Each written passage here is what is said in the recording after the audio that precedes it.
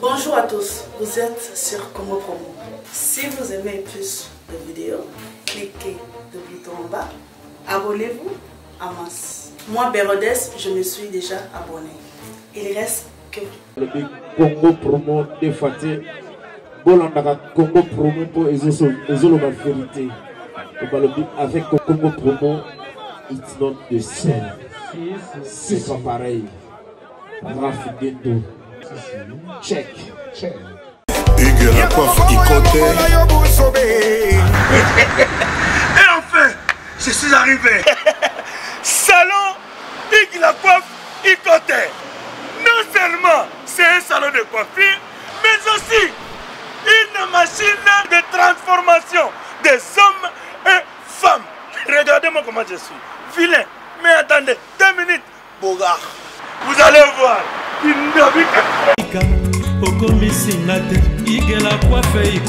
Hugues la coiffe Ikote, votre salon de coiffure mixte afro-européen situé sur la Nationale 3 au 174 avenue Aristide Briand, les pavillons sous bois.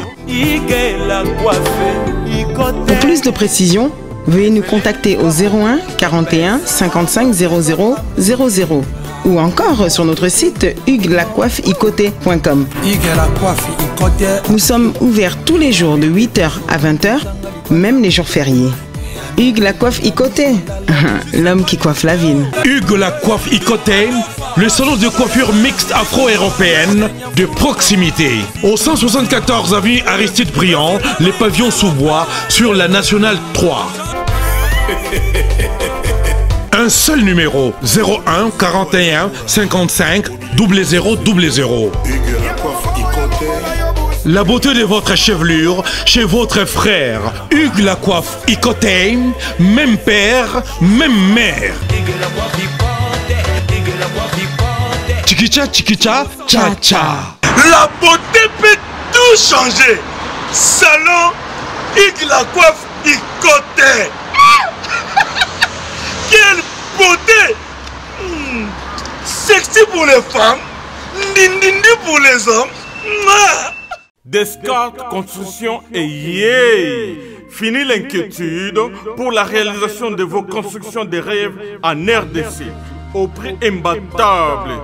Grâce à votre entreprise installée en RDC uniquement pour vous, spécialisée en construction, réfection, bâtiments, immeubles, vente de terrains, travaux publics, avec les ingénieurs architectes qualifiés au prix incroyable. L'escarpe Construction est aussi spécialisée en luminosité des bâtiments et éclairage public, installation des systèmes d'alerte, intrusion pour des maisons et véhicules et tout d'autres services.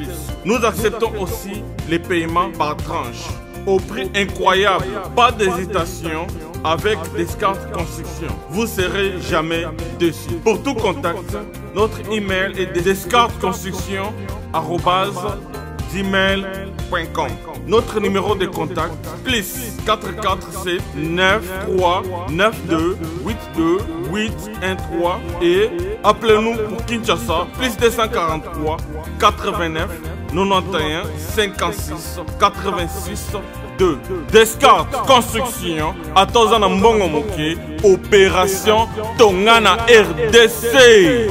L'agence d'export et d'import Michel Atlantic Shipping et Yei Bana ya Canada, Bana ya USA, Bomitungisa Lissusute. Pour tous vos achats et ventes de voitures, pièces de rechange et les accessoires possibles. Na koti na ba koli na bino na Kinshasa, Bomitungisa Penzate. Please, bakoya koza koli tinanda. Pour tout contact, Benga Michel Lukadi. Plus 1 508 371 60 43 USA na Canada. Pour la Kinshasa, Benga na plus 243 89 551 30 38. Michelo Atlantic Shipping. Yaboye. Bazuapi. Raph Lindou, félicitations pour la promotion, c'est la rapport d'artiste. Que Dieu te bénisse. À connaît pas demander, il n'y a rien en face. Congo Promo. Merci nada bena fier na Congo Promo. Et ça site no number 1. Donc site bena intellectuel. Boss Raf Ngindu en tout cas, on a passivement Bambote. Raf Ngindu, le présentateur la force créative Congo Promo. Boroto, ça la force militaire na Congo Promo. Et faites comme moi, allez voir Congo Promo, tv5.com. Donc au nom de Jésus-Christ, nous bénissons le Congo Promo. Avec Raf Ngindu, Congo Promo ne tombera jamais. Bigolo Congo Promo nde. Ouais, Balobi Raf Ngindu. Congo Promo toujours, grande puissance. Come Congo Promo qui torcos net in a film. Congo Promo, babunda nanango. Raf Ngindu. Congo Promo. What a plus, what a nabi boss là.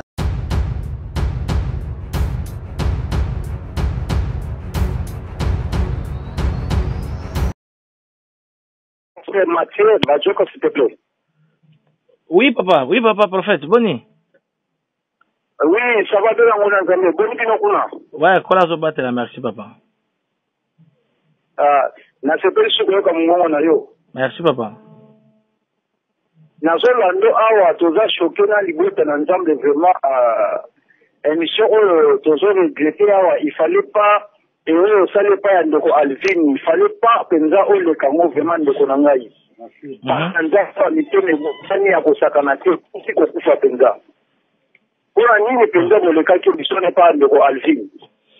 Bon, prophète. Eza malamu kona ko dévoiler misala mabe mais ezalaka malamu soki omoni que toza na problème entre nous omoni dimension oyo eza nango peut-être yo moko okomi yeba te oza na dimension moko na monde awa na libanda oza respectueux epe olengisa misala na bana na nzambe ndenge ya kobanga ke l'enfer existe le ciel aussi existe bato ebele babongola mitema na nsima na yo bayamba Jésus-Christ batika bakama mabe ya lokuta mais na mission oyo leke pa Ndeko Alvin obomi mpenza koboma nyonso tu il fallait pas bandeko mpenza oyo leke pa Alvin olanda osala teronini émission ona Ndeko Alvin. Oui, allô? Oui, c'est Mathieu Zangari, prophète Tony Canada oyo na Montréal. Donc nazali koloba ke soki bandeko lobi ozali moto respectueux misu nyonso na monde etalaka elanda bandimela yo 100%.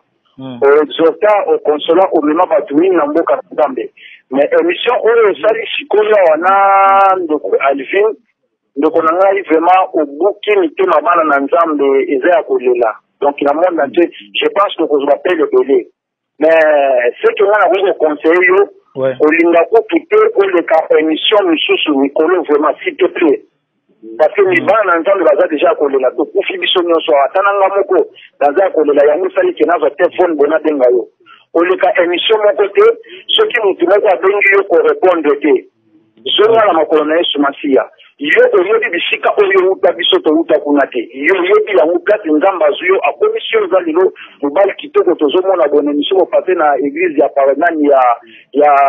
nani ya pasteur évangile nani pasteur ya Lisa. Eza bien ndeko na ngai koluka te oleka émission mutu moko oyamba pe appel ya mutu moko te luka kangana ni telefone kende kobondela soki mutu abengi yo biso kati okorapele soki abengi yo lisusu olika okorapele na ozwi tante zonga ozwa ta na yo na mabokoli obondela baémission oyo ya baalvin ya batifani bandeko nyonso en tout cas eza vanité de vanité bango bazoluka mpo bavivre vi na bango mais je ozoluka bokonzi ya likolo ndenge oloba na biso na batémoignage tolanda mais na mission oyo mingi mitema ebukani toza kozoka tozolela kolanda kopase émission moko te bien aimé s'il te plaît. Merci prophète. Naza na volant nazo conduire soki moi ezali komelanga na WhatsApp et lorsque na komanda comme ça na kobenga yo. Merci beaucoup. Mais WhatsApp na meki ko lukango zo le kat.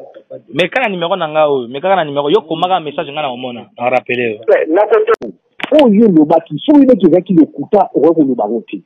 Soki ne kezaki solo oko ko loba oyo lobite. Ko to la loka si pas Alvin Deya. Bon yo kimi pas Alvin Deya oyo kimi ya tambula le bali. O ba ba loba pe na yo. Pourquoi? On peut se mettre sur la tanda. Soki yo yesu ko yesu o ba yesu le tam so tombi de la nane vraiment. Ndeko na ngai pona ni tonga to bengo ko to yo kana ba so ye ko yo tontori ngai pona ko pona ngai ndeko na mengo na bonde baka o mato kita type wana garçon wana ezoloba wana nani seikomi waleka aza mutanzambe te o mato kita aza mutanzambe te namona kele bati nzambe pa na ye te asala eloko bati nzambe te oyo loba wana nga na yebisi yango wana nga na tikala nango okolonga nga seloko wana te garçon wana c'est un sorcier aza homme de Dieu te na bible de Genèse Apocalypse makambo oyo azosala wana esalamela wapi meme yesu alisaka biloko bongo te pourquoi ozotia biso confusion po ndeko na ngai azinde ya wana oyebi nazala mwa kredi na kobanga te azinde ya wana apesanga kanda kosakana te obi tilelo lobi nazokoteya mutu lobi journal lobi okufeni ndeko bakumiye lobi ya Kinshasa nazoteya mutu moko na province ya biso ya Angleterre awa nazopesitidi exemple na yo nabine ekosi nazani alanda bazikule na yo yango lobi kaka lobi journal lobi nalibi na ye landa meme matie oyo nayebisaka bino olanda explika nyonso tu toutaka obi teke mutu wapi ti wakomi na mutu ce qui se passe lobi nazoloba lobi c'était vers 15 heures so yo lelo nazolanda so ocontredit sikoyo mpona so yabi na ye alanda yango alandi soso akoloba discours. Non, papa, le problème c'est quoi? Ngana na contredit témoignage na ngate, na contredit témoignage na ngate, tu vois? Le problème is awa, donc eza epina makambo ebele. Ozomona makambo ndenge ezoleka na awa, même ngai, tso moni ngai nakoma na niveau koloba makambo parce que naza pena makambo ebele onga kutani nango. Bona ebite na pesa tort et pas ya nzambe na pesa ngo epanani parce que nazo yeba te, tu vois?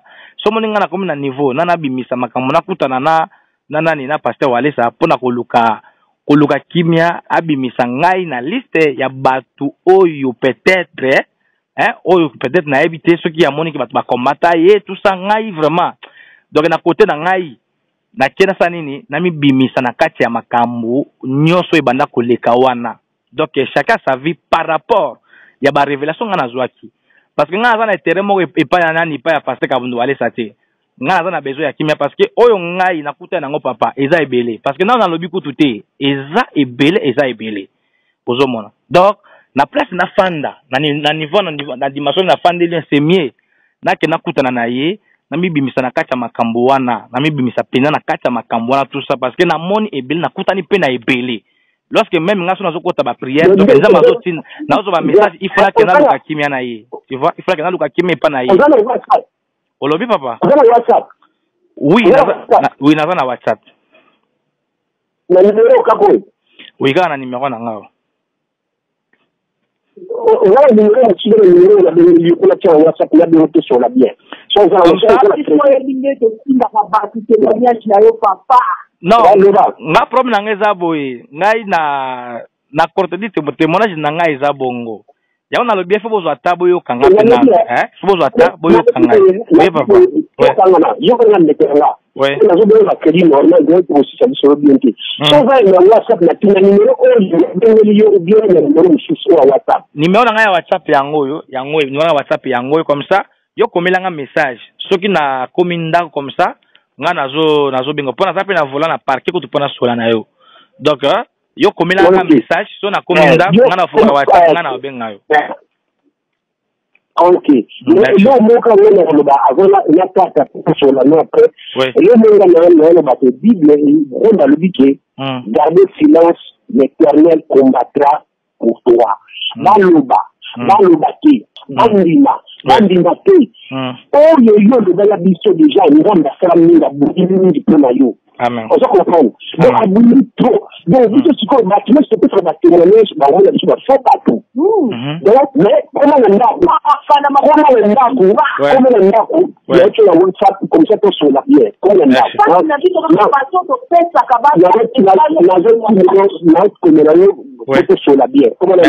merci maman. Bon, pesa même à 2 heures d'ita pour naza vraiment tina ipen na mwa musika. Pesa 2 heures d'ita mais yo komela ga message na WhatsApp. OK, c'est bon, na sur le WhatsApp. Merci papa. OK. D'accord. Allô Mathieu. Oui, allô? Ouais, bonjour. Oui, bonjour papa. La question déjà pour un problème yandako. Est-ce que au quitter ndako na puisque bazo na no quitter ndako te il faut quitter. Mais après, ça dure 48 heures. Il faut quitter. Ça veut dire déjà?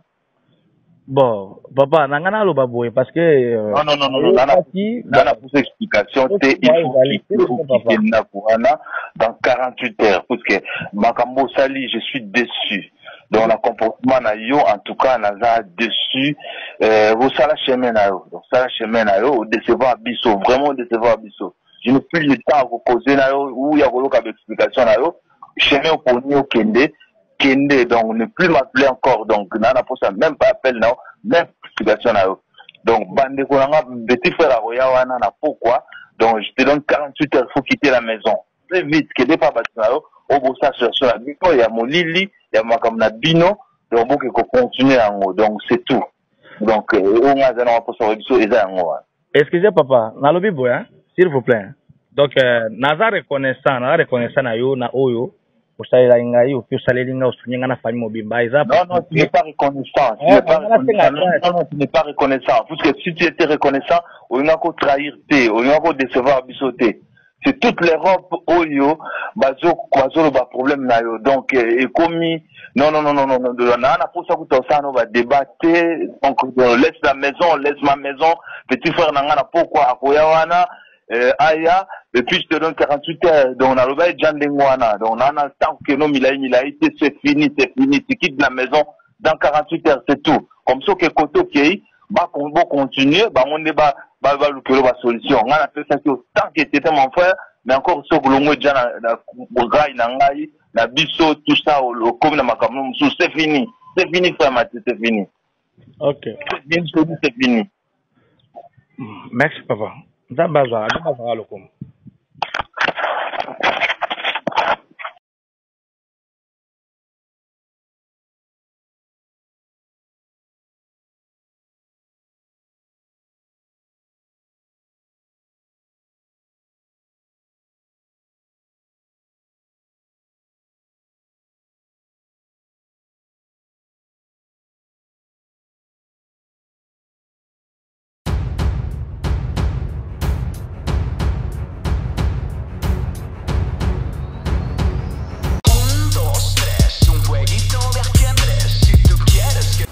Bonjour à tous, vous êtes sur Congo Promo. Si vous aimez plus de vidéos, cliquez le bouton en bas, abonnez-vous en masse. Moi, Bérodès, je me suis déjà abonné.